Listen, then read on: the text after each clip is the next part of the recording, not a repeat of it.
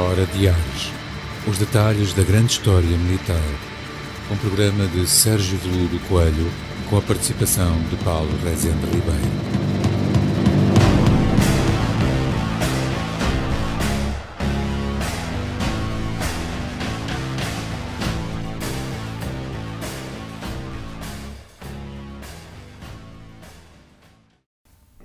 Bem-vindos, espectadores e ouvintes da Hora de Ares. Estamos aqui para mais uma das nossas meias horas. No formato A3, como fizemos nos últimos dois programas. Temos aqui, não sei se o Sérgio quer esclarecer um pouco mais sobre o assunto. Não, antes disso... deixar o gosto, subscrever e ligar notificações. E o sininho? E o sininho. Eu estou a apontar para o sininho virtual. Aqui, mais ou menos. É mais ou menos aqui. Exato, sininho. É assim. O Paulo ia-me passar a palavra. Exatamente. Agradeço. Também saudar os nossos ouvintes e quem vê no YouTube. O que é que será? Ouvintes, visualizantes, YouTubers, espectadores. Eu disse há dois programas que isto era um formato novo, ocasional, mas enquanto houver pessoas de valor e que dão mais valia, um valor acrescentado ao programa, iremos convidar, que é o caso hoje, sim, também da presença do Sr. Francisco Furtado, ou do Francisco Furtado, que também tem o privilégio de ser um amigo e também forjar aqui uma amizade. Isto começa a aparecer o Casablanca. Qualquer dia põe aqui o aviãozinho do fim, que é o início de uma bela amizade. A nossa já vai durando algum tempo. E hoje que nos vai trazer, e eu não me lembro, na Hora de Ares, de ver uma mesa tão bem recheada. Isto é uma consolada de brinquedos. Eu digo isto porque ainda estão as decorações de Natal ali no shopping. Brinquedos, não. De brinquedos, sim. Porque é uma conversa há bocado, e vai introduzir... Pensámos sair daqui dois programas. Há bocado, numa conversa que tínhamos ali num café aqui em frente, que não posso fazer publicidade, obviamente, chegávamos à conclusão, quando falámos de brinquedos, estamos a falar de coisas muito sérias. Sim. Eu acho que aqui até posso já dar um pouco a metodologia dos programas que vamos ter com o Francisco Furtado. Porque o Francisco Furtado reúne aqui várias valências, competências e atribuições, mas começamos se calhar hoje no primeiro programa pela como é que ele se torna primeiro um colecionador. Sim. Um colecionador. O segundo programa é como é que vamos ter aqui pequenas obras de arte, que eu não encontro outro nome, feitas pelo Francisco Furtado, e que nos remetem para um imaginário. Eu ainda sou de uma geração, somos quase da mesma geração, sou só ligeiramente mais novo, ou mais velho, mas não tanto quanto isso. Mas mesmo para o Paulo, que é também um bocado ligeiramente mais novo que eu, talvez um bocadinho,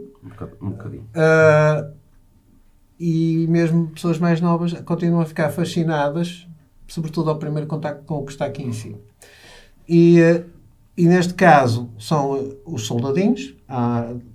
O Francisco começou há muitos anos digamos assim, um hobby. Sim. Lá está, como é que no outro programa dizemos como é que os hobbies nos transportam depois para as temáticas da história militar de uma forma até séria, porque obriga aqui tudo o que está aqui, nada, digamos assim, carece ou careceu de uma investigação, por vezes não académica, mas informal, mas que foi importante para que se, de facto, chegasse à coleção que o Francisco tem, parte dele, e depois o Francisco vai-me dizer exatamente como é que se forma a coleção, porque tem o adquirido já com determinadas, já pintado, mas também tem o que colecionou e que pintou. Exatamente. Por isso, Francisco, vou-lhe passar a palavra, conte-nos um bocado essa história, que é um bocado também a nossa história, porque nós acabamos um pouco de fazer isso a certa altura das nossas vidas. Como é que chega, primeiro, à sua coleção, que me vai permitir que diga que são 14 mil peças. É um património que está na posse de um cidadão e que nos preocupou já algumas vezes. São 14 mil peças, para onde é que elas vão? Exatamente. Quando for necessário irem. Porque eu já tive o privilégio de ver a coleção. Portanto, Francisco, vou deixá-lo falar, Sim, senão eu começo aqui a tomar conta do... Exatamente.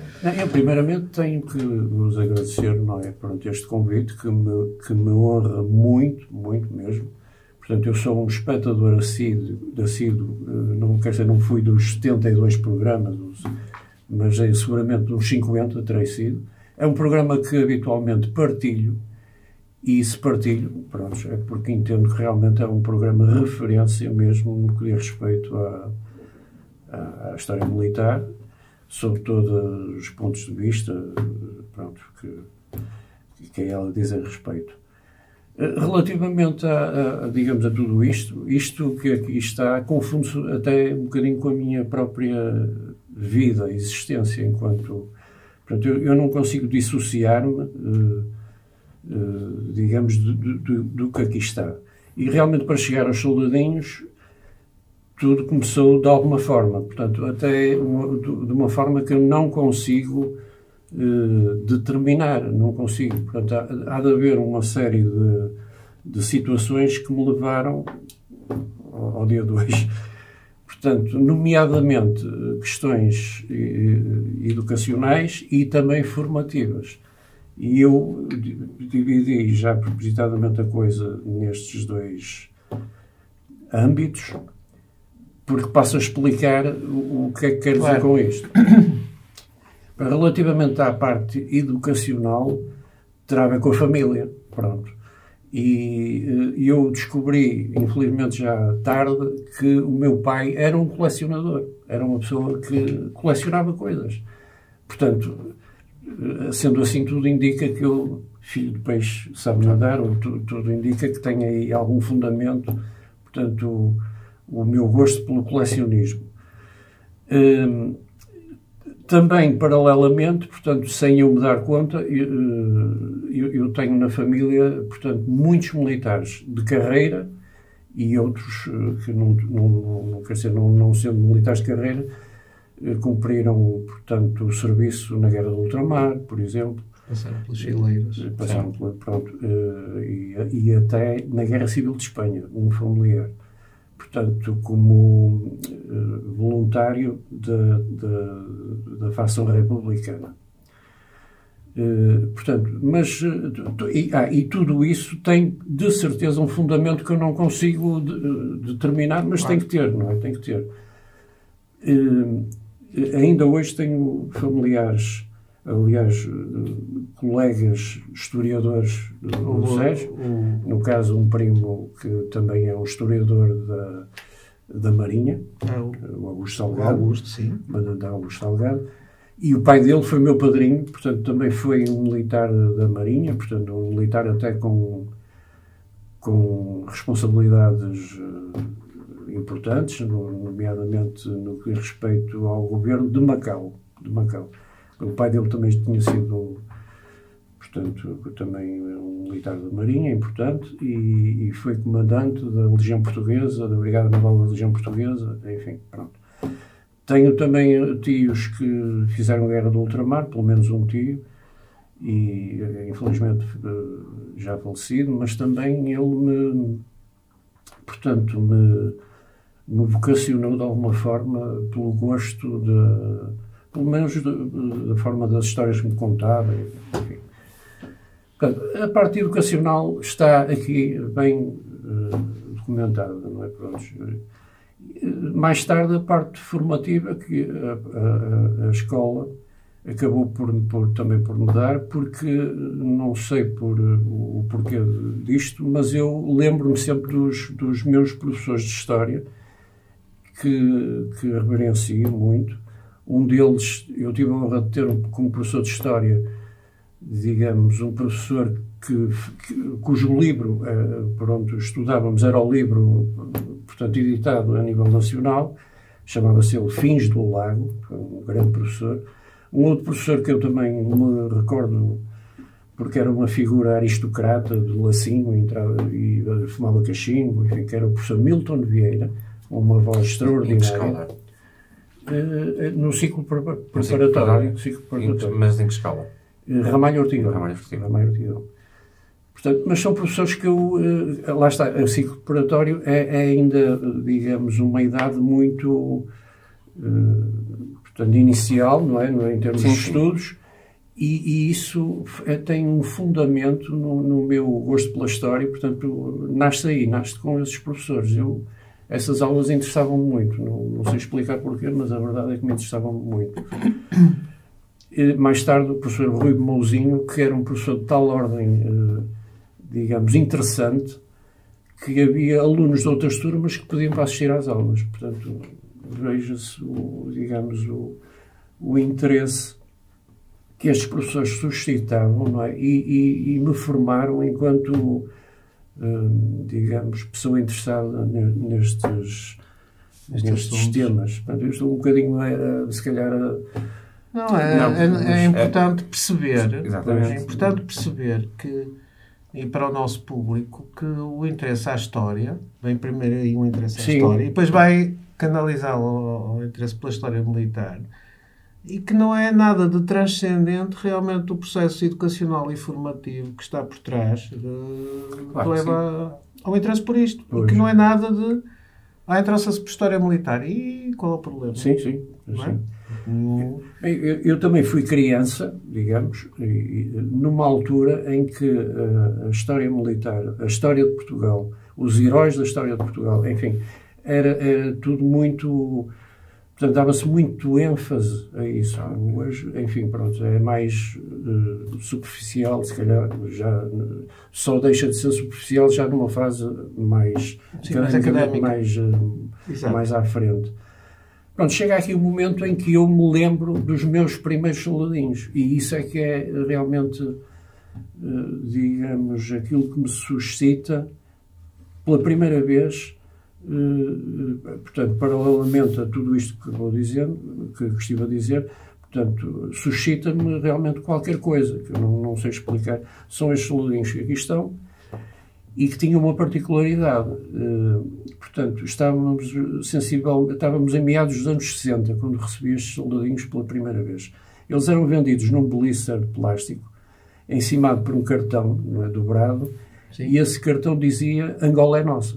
Portanto, era exatamente... Ou seja, cumpria uma função... Era um brinquedo que tinha já uma função. Já estava a preparar mentalmente a criança para o futuro que podia ser. Portanto, já não se falava... Nós não dizíamos guerra colonial, dizíamos guerra do ultramar, não é? Portanto, e os soldadinhos procuravam fazer essa associação de... Aliás, há uma particularidade nestes soldadinhos, que é uma certa propaganda aliás, não sei se o nosso realizador tem ângulo de se poder mexer, são estes mostrar que é alguns que são negros e brancos. E brancos no mesmo exército. Portanto, havia o cuidado de quem os fez, não é? De particularizar este pormenor, querendo dizer que nós não éramos um país racista, enfim, pronto, e isto estava aqui espelhado no brinquedo, de uma forma, enfim, para crianças. O brinquedo tinha uma carga ideológica associada exatamente ao... Aliás, a questão histórica, eu permito-me aqui mostrar, isto é de uma edição já antiga, eu penso que até o texto é do Peter Abbott e do próprio Manuel Ribeiro Rodrigues. Temos aqui penso que é um paraquedista pela arma, uma R10 Arma Light, e temos aqui dos grupos especiais. Os grupos especiais, exatamente. Que foram mobilizados, penso que os grupos especiais são de Angola. Os grupos especiais de Moçambique.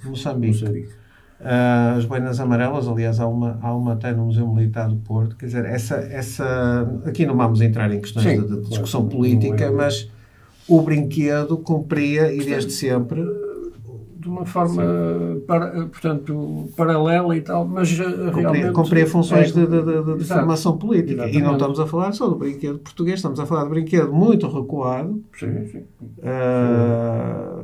Aliás, porque o brinquedo, os primeiros brinquedos, possivelmente, já na pré-história, há o lúdico, a réplica do animal, etc. Portanto, o lúdico é isso que tornava a nossa conversa que há bocado tínhamos. Reflete um bocado o cotidiano.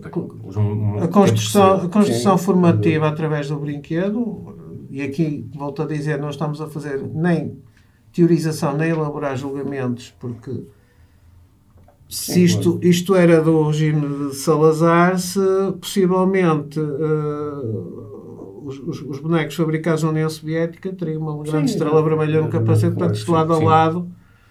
Posso estar a dizer algum disparate, mas muitos dos brinquedos cumprem funções exatamente de... Sim. Para mim, o brinquedo cumpre logo à partida uma função educativa. Pronto.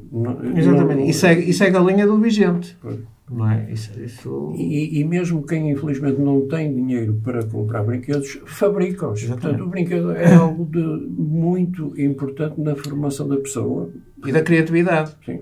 Porque realmente quem não tinha... Eu sou desse tempo. Nós, quando não tínhamos dinheiro, ou havia algum tipo de brinquedo, às vezes não era só questão de dinheiro, era a inexistência no mercado, porque o mercado era muito limitado, de termos de ser criativos e de fabricarmos, por vezes, os nossos próprios brinquedos com os materiais disponíveis, não é? Claro, sim. Ou seja, a criatividade, a necessidade levava à criatividade no âmbito do lúdico. Claro que sim. Não é? Mas havendo exatamente essa... Era como falávamos, quer dizer... O que nós não aborreceríamos as nossas mães, compra aquela marca de detergente porque traz soldadinhos. Se calhar a minha mãe queria comprar a outra marca, mas a mãe, não, compra aquela marca porque traz um soldadinho. A minha mãe, e se calhar a sua também. Sim, mas igual. Acaba por ser curioso como estes soldadinhos, aqui a tentativa de construção de um pensamento ideológico a preparar para algo no futuro, porque, como o Sérgio referiu, estes brinquedos vinham no detergente. Hoje em dia é impensável ter brinquedos. Neste momento é impensável haver brinquedos. Não é? E no detergente não, porque pode-se abrir o detergente, a criancinha pode engolir brinquedos. Exatamente. Mas as próprias marcas o Francisco falou na Kellogg's. Provavelmente a Kellogg's entrou em Portugal quem era responsável pelo poder político disse: ok, vocês entram, mas têm que fazer isto. Exatamente. Uma forma de... Exatamente. Aliás, e há marcas, e nem precisamos ir para fora. Há bocado falávamos de uma marca, a Ozul. A Ozul, que está aqui precisamente... É que também havia uma certa tendência a pensar que o brinquedo vinha todo estrangeiro, nomeadamente o brinquedo militar. Não o brinquedo que nós estamos habituados a ver das romarias, que é muito dele proveniente de Alfena ou da zona. Eu estou a falar aqui no entorno e que está a ser estudado. Portanto, a Jato, etc. Portanto, eram as marcas que são de Alfena e aqui a zona do Gondomar e Valongo. Não, havia marcas que, ao Azul, eu sei, pelo menos, e isto o Facebook é o que tem de bom, porque tem aquelas páginas dos colecionadores. O Azul fez soldados, fez jipes, fez caminhões, fez aviões. Sim, era uma marca e introduziu plástico, a moldagem plástica para a construção das figurinhas. Também havia em metal, mas para esse tipo de brinquedo a empresa, portanto, tinha, em vez de Azul, era Metazul. Era, digamos, quase a mesma coisa, mas também tinha uma gama de metal mais tarde. Mas o plástico, por exemplo, quando não havia, também havia aquela, talvez uma das soluções mais interessantes, e que agora está a ter um certo retorno, que é as figuras flat, duas dimensões, como o caso que está ali. Temos estas em papel, temos aquelas em metal. Porque a figura flat está a aparecer outra vez, porquê? E a internet aí ajuda muito, porque existe uma editora inglesa, curiosamente só descobri para isso hoje ou ontem, ao descer, ao fazer o scroll down na página, pronto, tinha as séries, o que é que vai sair, o Forthcoming, por aí fora, e vejo Paper Soldiers, em PDF. Do Peter Dennis, que nós conhecemos, que publica. O Peter Dennis especializou-se, ele é um ilustrador, e o Peter Dennis o que é que faz agora? Foi recuperar a tradição do soldadinho de papel. Inclusive, ele tratou a Guerra Peninsular e traz os portugueses. E publica.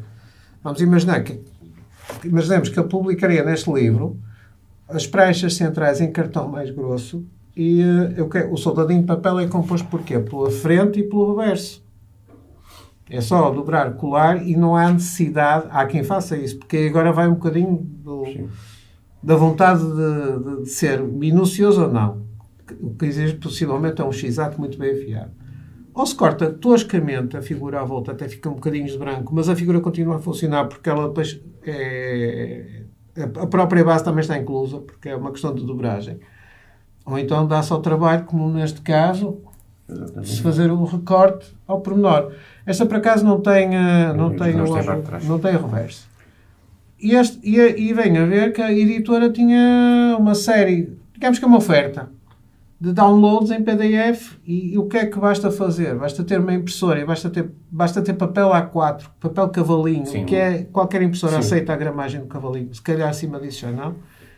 E com uma boa impressão consegue-se ter ali ou figuras para ter expostas como aquelas, exatamente, ou figuras para fazer um jogo de guerra, ou brincar às guerrinhas, que é uma coisa diferente dos wargamings. Sim.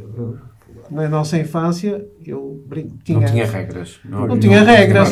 Nós comprávamos as figuras da Airfix, eu nem as pintava, se calhar Francisco também não.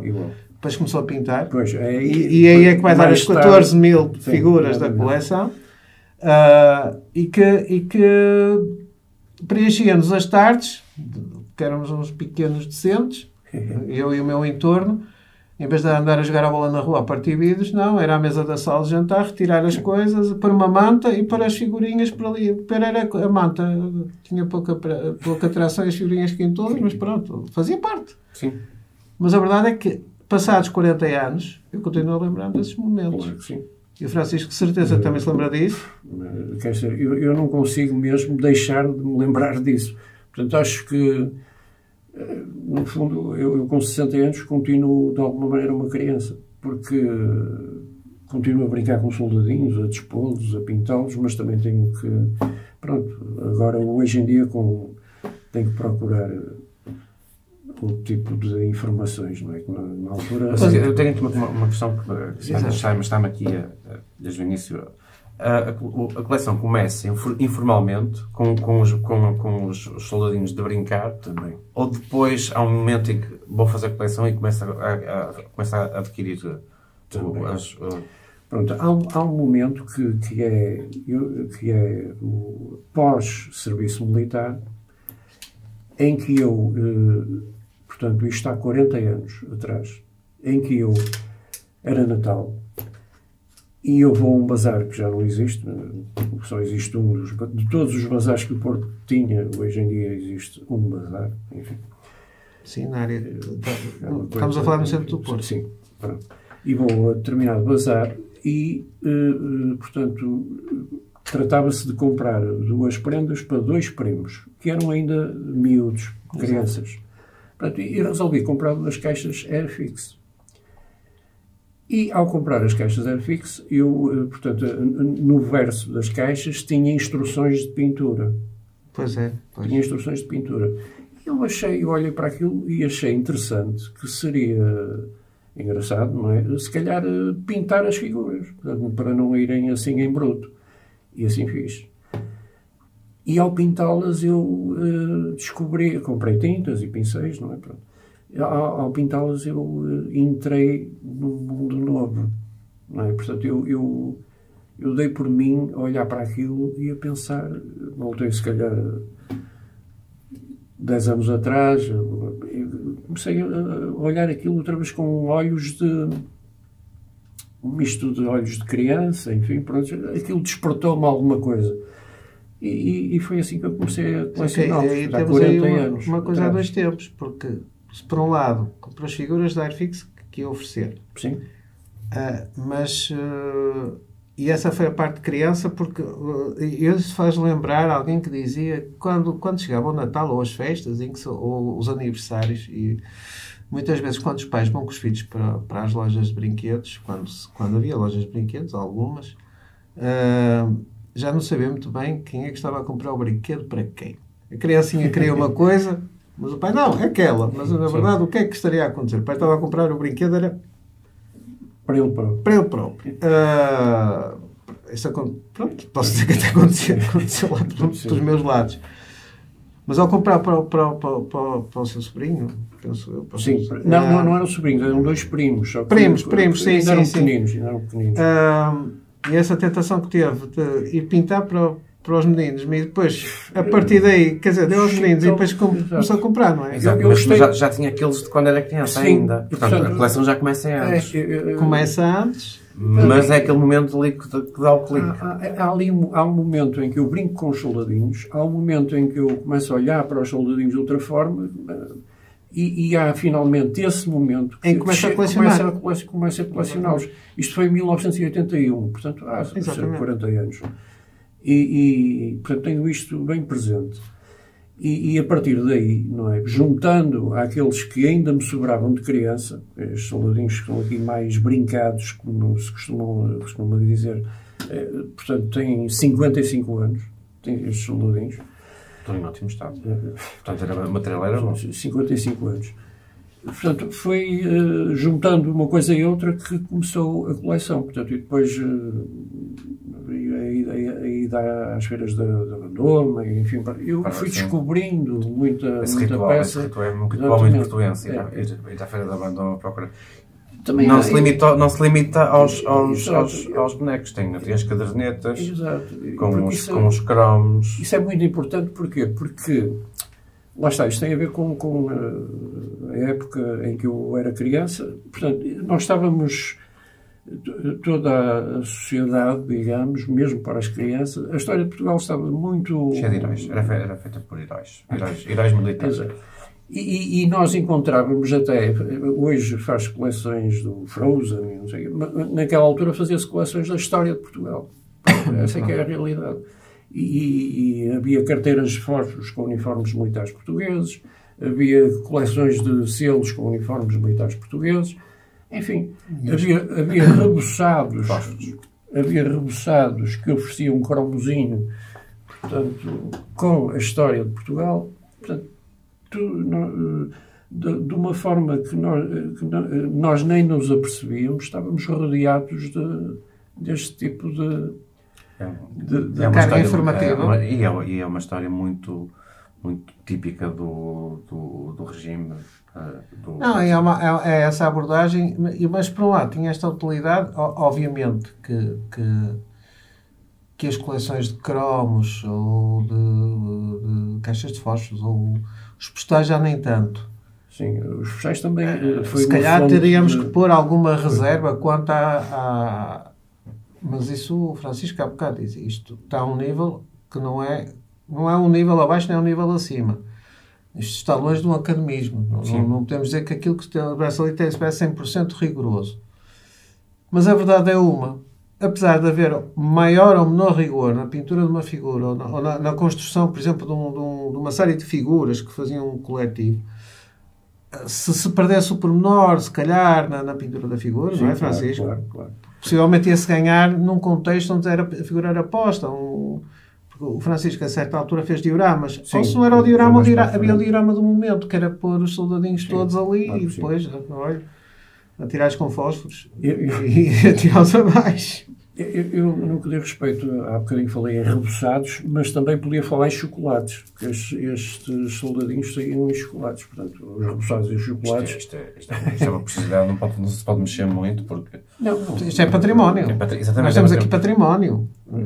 Há aqui elementos que já, por exemplo, eu e o Paulo, dentro do nosso métier, nós não hesitamos em classificar que, para além do lúdico... Não há o academismo, mas já dava aqui um trabalho académico muito interessante, porque é a questão de... Isto já alcançou o estatuto, vamos pôr assim um pouco de forma simplista, de património, porque os chocolates da Regina, os reboçados da Vitória... Exatamente. É que isto remete para memórias muito importantes. Não é? Eu, a propósito ainda da coleção, portanto, e reparto outra vez há 40 anos atrás... E como é que chega a 14 mil? Temos 5 minutos ainda para explicar como é que chega aos 14 mil. É importante este pequeno... Havia um programa na televisão que se chamava Vamos Jogar no Totobola. Portanto, e esse programa tinha duas partes. Uma segunda parte. A segunda parte era realmente o prognóstico para esse fim de semana. Mas a primeira parte era cultural. A primeira parte do programa, para quem se lembra, era cultural. Tenho uma ideia disso, muito vaga, mas tenho, sim. E nesse programa, deu, por exemplo, a história do homem que construiu esta coleção. Portanto, isso há 40 anos atrás. Ao dá-la na televisão, também, lá está, também ajudou a despertar exatamente. o interesse que eu já tinha. Ou seja, isto é uma coleção de cromos. Exatamente, isso a certa altura, este tipo de divulgação. De Saldanha Carvalho Simão. Pronto. António Saldanha Carvalho Simão, exatamente. E por falar nesse homem, que enfim, tem uma coleção vasta de peças feitas por ele, não posso deixar de referenciar também alguns colecionadores, fabricantes que ao longo dos tempos fizeram soldadinhos portugueses, não é? Pronto. E então tenho sempre de falar na família Pratas, portanto o pai e 2 filhos, que tem uma vasta coleção fabricada em soldadinhos em pasta de papel, portanto, e que vão desde a Primeira Guerra Mundial até aos nossos dias. Também o Sr. Alberto Cotileiro fez peças mais de âmbito escultural até do que propriamente são pequenas esculturas. São pequenas esculturas já com uma qualidade. Exatamente. Pronto, também importante. Quer do Exército, quer da Marinha. Acaba por ser uma miniatura de uma estátua, assim. Exatamente. Ultrapassa o âmbito do Toy Soldier, não é? Que, aliás, isso já se reflete agora na nova geração do modelismo de figuras, como a da Verlinden e outras marcas, que neste momento já são pequenas esculturas. Aliás, temos produtos acabados. Quer dizer, esse aí tem o aspecto de escultura porque não foi pintado. Se fosse pintado... Sim. ganhava outra dimensão. Mas também temos de ter uma coisa em conta. Como é que podemos discutir o conceito? Desculpem a provocação, mas como é que vamos discutir se não é uma escultura, se na realidade as estátuas romanas eram pintadas e agora eram pintadas? Sim. Claro que perderam a cobertura cromática, mas eram pintadas. E estamos a falar, por exemplo, do atavío de guerra do Imperador Augusto. Sim. Não é? Portanto, no fundo, isso leva aqui uma série de pensamentos que nos podem pôr a refletir sobre essa questão, claro, mas ainda temos uns minutos para nos explicar como é que chegou aos 14 mil. Não temos uns minutos, tem uns instantes. Como é que chega a 14 mil figuras? Bem, há uma altura da minha coleção, há uma altura neste tempo que entretanto passou, em que eu passei a fabricar soldadinhos. Portanto, isso já vai remeter para o próximo programa. Mas esse meu poder de fogo, entre aspas, não é? Resultou no facto de eu conseguir, através de trocas, porque eu podia, portanto, fabricar e, por vezes, os soldadinhos até, por vezes, são caros, não é? Portanto, são dispendiosos. E eu ganhava sempre... propunha sempre trocas, não é? Para não gastar dinheiro, propunha sempre trocas e ganhava sempre pela força dos números que apresentava na troca. Portanto, e assim fui adquirindo peças e mais peças, e, enfim, pronto, também o facto de os fabricar, portanto, eu não diria metade da coleção, nem pouco mais ou menos, mas uns 3 mil são feitos por mim. Portanto, 14 mil. Em 14 mil, digamos que já é um número apreciável. Esta história do fabrico tem 30 anos, mas... Isso é para o próximo episódio. Eu acho que deixou-nos aqui o bichinho para realmente a ponto de partida para o próximo programa. Gostaria muito de agradecer ao Francisco Furtado o ter vindo cá. Foi um privilégio tê-lo cá e é um privilégio tê-lo haver tanto para dizer que logo a partir do segundo programa também estará na calha. E vamos continuar exatamente agora com a vertente de ter feito as figuras e passar do colecionador para o artesão. o termo artesão, e o termo artesão, digamos, com toda a propriedade, porque não, é uma arte que pratica e que se reflete de uma forma evidente, e que nós vamos dar agora também algum enfoque no próximo programa. Por isso, Francisco, muito, muito, muito obrigado pela sua presença. Muito obrigado, nós agradecemos sempre. Também agradecemos que não se esqueçam de se lembrar de nós e nos deixar um thumbs up. E comentários e partilhas sim. Nós nunca nos cansaremos de dizer isso, e mais uma vez, como no outro programa, em Estereofonia, exatamente, sempre a considerá-los. Muito obrigado. Muito obrigado. Obrigado, muito boa tarde.